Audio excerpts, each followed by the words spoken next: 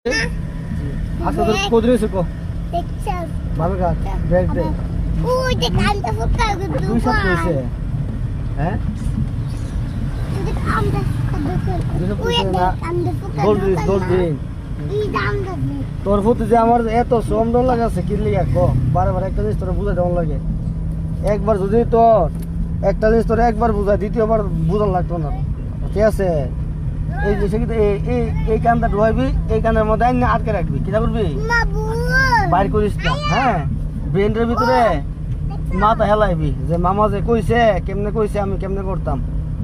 কথা বুঝছো একটা কথা বল আমার দ্বিতীয়বার না কেমন লাগে বুঝে আসছে আচ্ছা বামে যদি গাড়ি মুসা মারে তখন ডাইনে হালকা কাটা দিয়ে গাড়ি সোজা করতে হইব তুই বামে যখন মুসা মারে তুই আবার ডাইনে কেটে একবার ডাইনি লই যাস গা গাড়ি সোজা করস না হ্যাঁ ডাইনে একবার লই যাস গা তুই বলে হ্যাঁ ওইলে সামনের গাড়ি মারবো আমাদের পিছের গাড়ি তোরা মারবো নাকি তা মারতো না তো এই ক্ষেত্রে কি করা লাগবো বামে যখন তোর গাড়ি মুসা মারবো ঠিক আছে আবু দাঁড়াও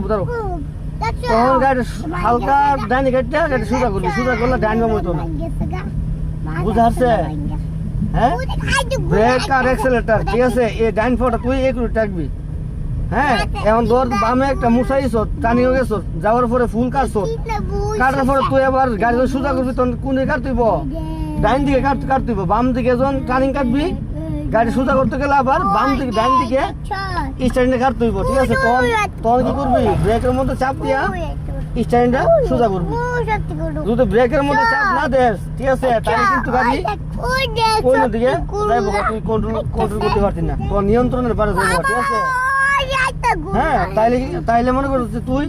ওইলে তোর অন্য গাড়ি লাগবো না তো গাছ অবশ্য লাগবো ঠিক আছে এই হাতে কি করা লাগবো ডাইন বাম কাটলে ব্রেকের মধ্যে চাপ দিয়ে করতে হইব হ্যাঁ বুঝা গেছে আচ্ছা ওকে